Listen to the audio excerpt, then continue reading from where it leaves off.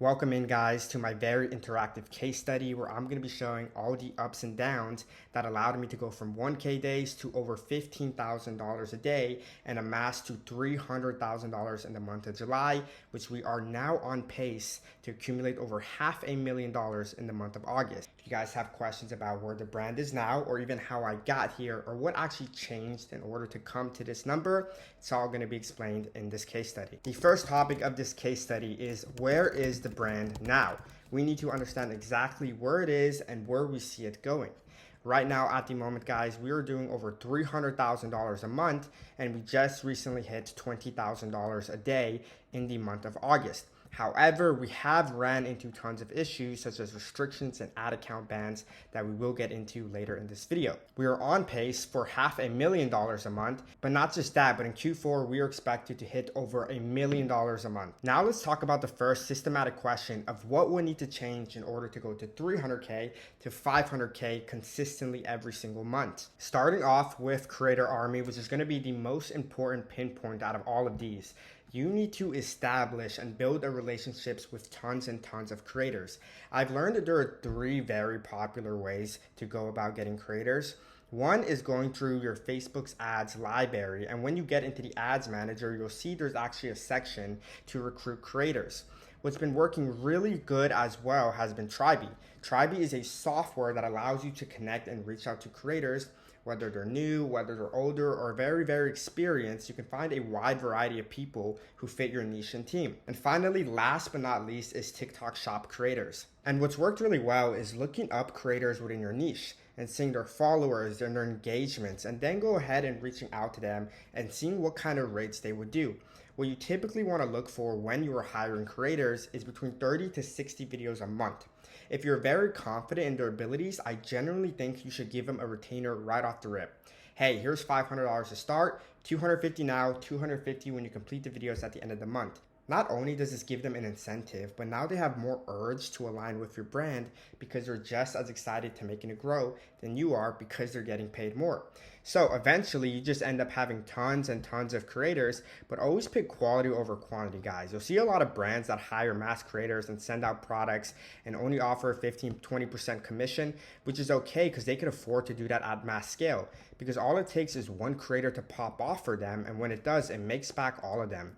When you are starting small, I would much rather not hire all of these people. However, instead specifically lay my eyeballs in a few good eggs who are generally committed, have good creativity, and have good intelligence when it comes to making concepts and iterations, and these are the people I will start by hiring. Eventually, when you get this smaller team and they all know each other and help each other out and align, this is where you can now transition into mass production of creators.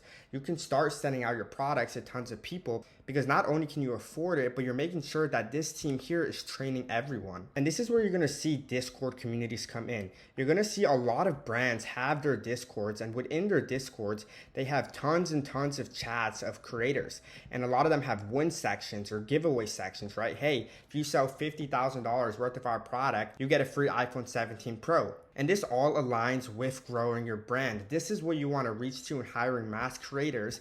But to get to this point, first you need to find your first golden eggs. Now let's talk about Omnipresence. Omnipresence is making sure your brand is all over the internet. We have had 3 restrictions and 1 page ban over the span of 30 days, and we've had to rebuild 3 times. That is why when you saw my graph earlier, you saw 1 day went all the way to crap, and then you saw 2 days almost the exact same thing. It is because we didn't have any backups, and this is what I learned. That way you guys don't have to go through the same mistakes I did. So when I talk about Omnipresence, guys, I'm talking about the big 3, and that is Facebook ads. This is going to be your main driving engine. This is where most of your money, most of your revenue and traffic is going to generate from. Facebook has always been the best for ads. Following up for discovery and top of funnel, TikTok Shop is going to be the king of urgency. If you can have creative strategists or a team that really know how to market on TikTok, especially if your product applies to a younger audience, TikTok is going to be absolutely fabulous. And finally, Google Ads. Google's job is just to capture attention that was already there but just needed that final push. And a lot of that can actually be attributed by Facebook ads or even TikTok ads. because when people engage with your website or in your ads, sometimes they'll look it up later throughout the day and they'll click that Google shopping ad and it'll attribute to Google when in reality it was mostly Facebook or TikTok during that heavy curiosity lifting. Nevertheless, Google ads are still extremely important, and in terms of priority, I would give Facebook ads first place, Google ads second place, and then TikTok ads a third place. Some people also use Snapchat and Pinterest ads that work for them. I haven't used it at a high scale, so I can't talk much about that. But one last thing I do want to go ahead and add on to here is just organic presence. And what organic presence is just building a brand. Having your Instagram, having your Facebook, and having your TikTok accounts and posting 2 to 3 times on it, whether it's displaying your product, whether it's a talking head, whether it's a pretend founder packaging orders.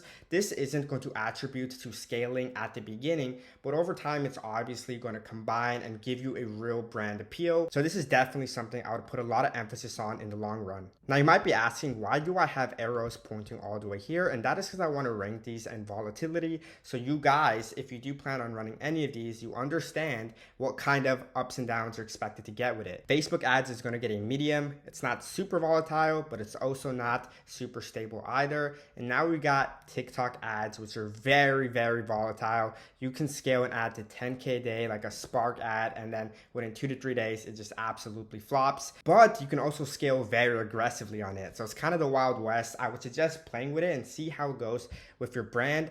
Google Ads is actually going to be the better of the three in terms of volatility. Now back to over here, in order for us to hit $500,000 a month, we need to put a lot of emphasis on our custom product and our custom packaging, and it's pretty much simple. We give our supplier a Google Doc explaining the exact measurements, the exact quality, and everything we want to see out of our mold. After that, they'll send us an invoice for the sample, and from there we either move forward or we iterate it even more. This is where a custom product comes in. And the reason why a custom product is so important is because when we start drop shipping at first, a lot of the preset factory products are going to be very cheaply made. They're not going to have the good quality steels or the good quality materials because it's meant for mass production cheaply. And so in the long run, you want to build a brand, you want something with great quality. And in order for us to hit $500,000 with confidence and happy customers, we want quality over quantity. And that is why our cost of goods might go up $2 to $3. But our LTV is eventually going to make up for that because people fall in love for our brand. And the same thing is going to apply to custom packaging. And I say this because at the end of the day, we are still building a brand, so we want the presentation to be on top. If you're using Chinese packaging, it's only a matter of time before people receive the product and are not content with the quality and you never see them again. LTV is going to be the definition of if your brand survives or if it dies very quickly. And the last thing we're going to do in order to hit these $500,000 months confidently is prepare for Q4 efficiently, and that comes down to offer improvements. And here's the surface level offers that most brands are going to run off for Q4, but it's about iterating it correctly to your product and making sure it applies to your avatar very cleanly. In this case, you're going to see a lot of buy one, get one either free, buy one, get two free, buy one, get three free. So for Q4, when we're talking about Thanksgiving, Black Friday, Cyber Monday, or even Christmas, you need to have very aggressive offers because everyone is kind of competing for the same audiences, especially within your competitors in your niche. So the more enticing and irresistible you can make your offer while knowing your back-end margins and profit, it's going to be worth it a lot more in the long run. So be ready to do a lot of free shipping, a lot of free gift box, or even a mystery gift, right? You can have different iterations and variants of it, but you also want to include a lot of general % off in the store. You'll see a lot of 50% off, 75% off, 90% off, these inflated numbers that might seem fake to you, but a lot of consumers believe it because they know it's Black Friday and Cyber Monday where they're expecting the best deals all year round. Now, you can also do some free shipping or free items in the store, which is another combination, right? So imagine if you added all these together. Buy one, get one free, plus free shipping, plus free gift box, plus a free item in the store, and the whole store is 50% off. I know it might seem aggressive or a bit confusing, but if you make it clean, if you present it well, and you make it sound irresistible, this is what consumers expect and actually get excited about for Q4, and this is how you can go from a 20K day to 75K in a day by preparing for Q4 cleanly. So I just exposed my whole preparation list to hit $500,000 a month. And not just that, because we're going to hit that anyways, but to hit $1 million a month. These are pretty much the strategies I'm going to quadruple down on and build a big presence, not just for my creators, but on my Omnipresence, about my packaging, product, and my offer improvements. So now I want to talk about how I got here. Because in order to want to achieve and strive to hit these numbers, especially in time for Q4, you have to know what it really takes. So I started ecom in December of 2023.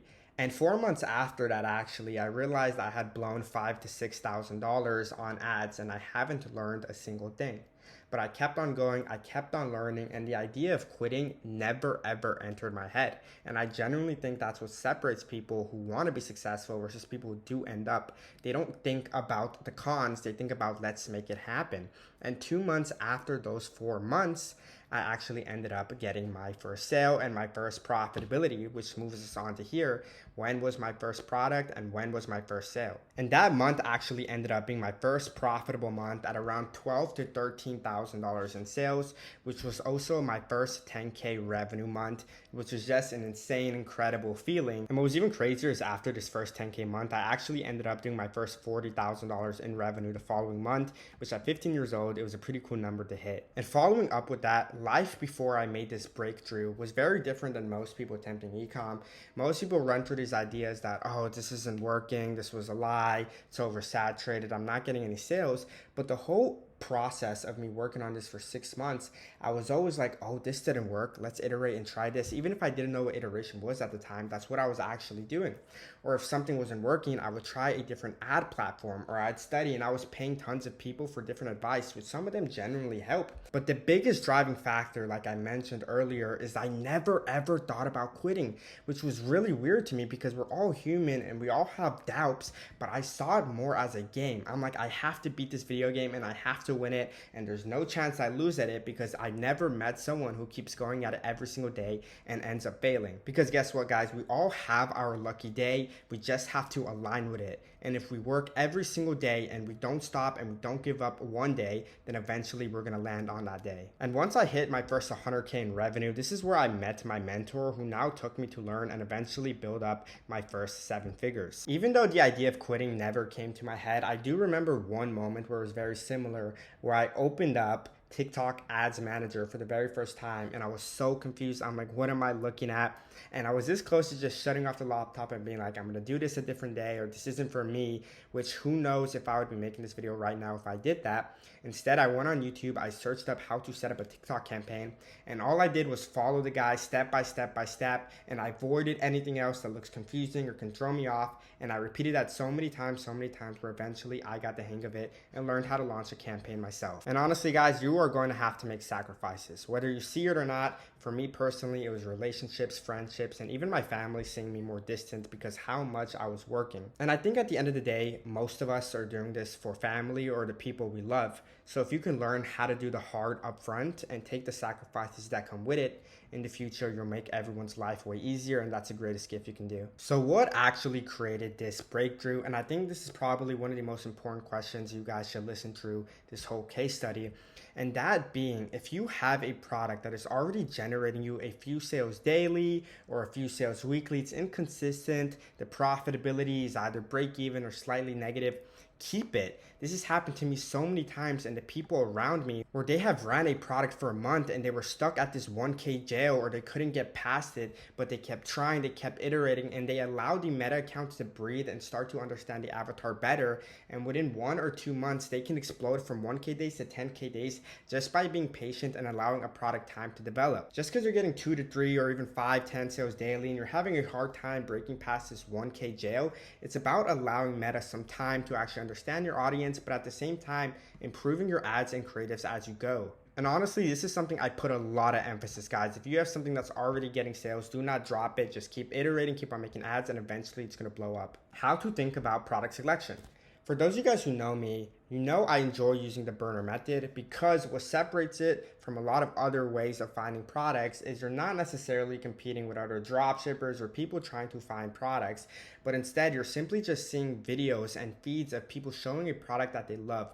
It's more of a display and people wanting other girls to see it online. And this is where you take a look at engagement. Does it have high likes? Does it have great comments? Does it have a ton of shares? How recent was it? It's a very big question. And the reason why is because you don't want to pick something that's been around for years, because it might have been ran for a long time, or the urge for a lot of consumers to buy it, it might not be as strong as it used to be. So if all these engagement metrics line up, and not just that, but the product either has a wow factor, it solves a problem, or it gives people identity, this is where you can generally get a better perspective.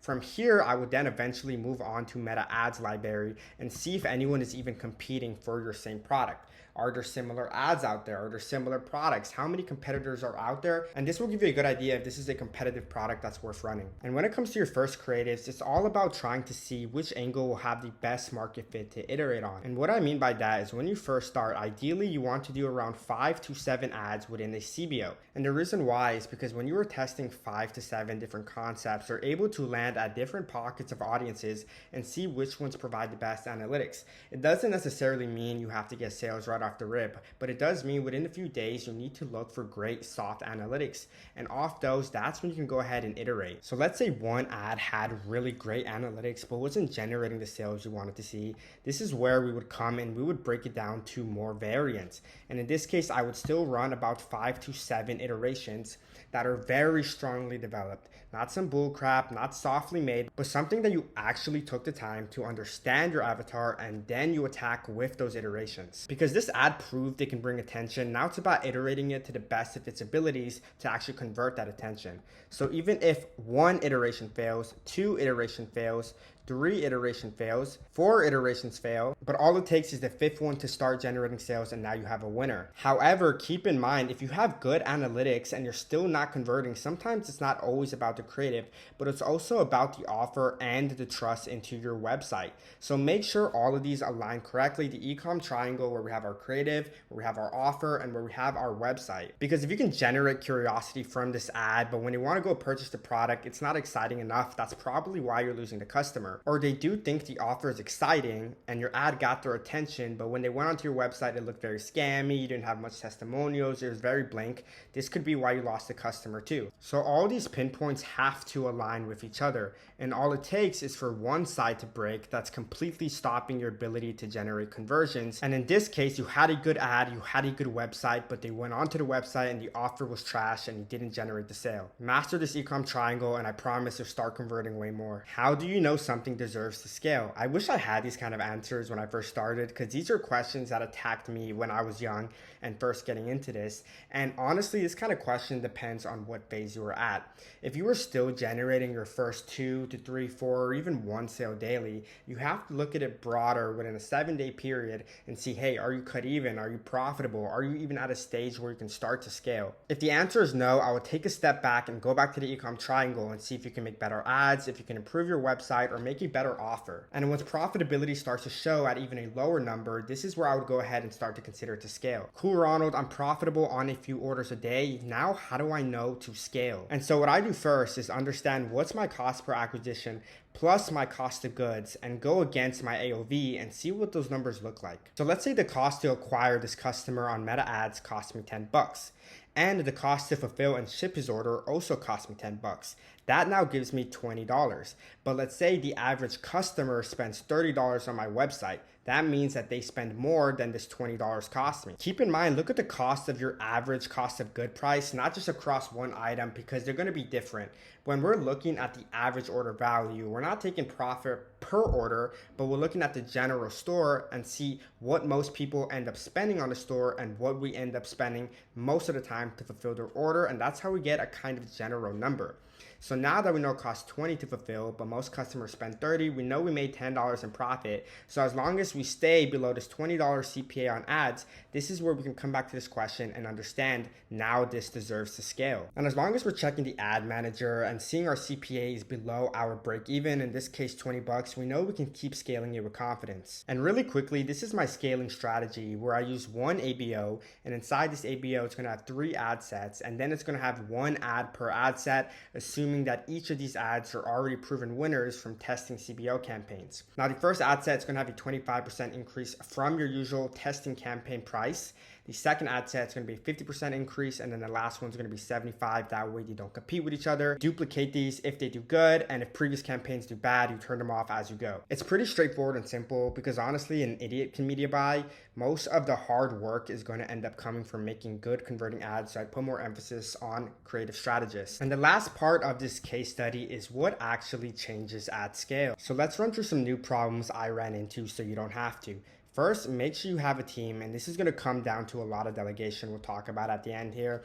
But a team will allow you to split a lot of this work, and it's going to take a lot of stress off you, whether that's customer service, whether that's email and SMS, whether that's a business partner or creative strategist. You're going to need this in the long run, especially when you pass that $250,000 mark in revenue. I promise, guys, you're not Superman. You cannot handle a $500,000 a month store by yourself. Delegate, have a great team, and be happy with the team you have. And holy shit, even thinking about fulfillment gives me a headache. We ran through so many different suppliers, so many issues of quality, so many shipping times and delays, where we even had 20% of our money on hold right now simply because of our time of shipping.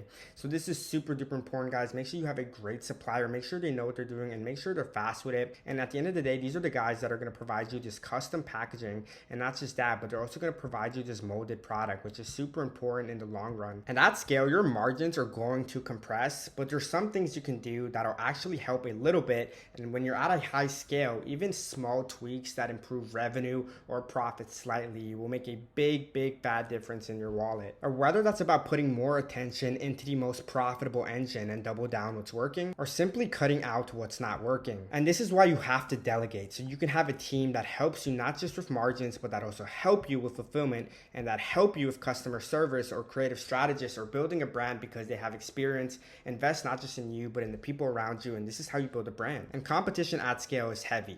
You have people and your competitors paying Meta insiders thousands of dollars to get you banned, or saying that you DMCA them when in reality you're using your own images and rights. So it's a bit complicated and dirty world when you are dealing with hundreds of thousands of dollars. And that is why for Q4, please have multiple ad pages. Please have multiple accounts ready. Please have tons of omnipresence. So that way you're not just relying on one channel to generate your income, but you have multiple. This means that even if one channel gets taken out, you still have confidently two other presences online that'll get you through Q4. So for July, we ended up spending $175,000 on ads.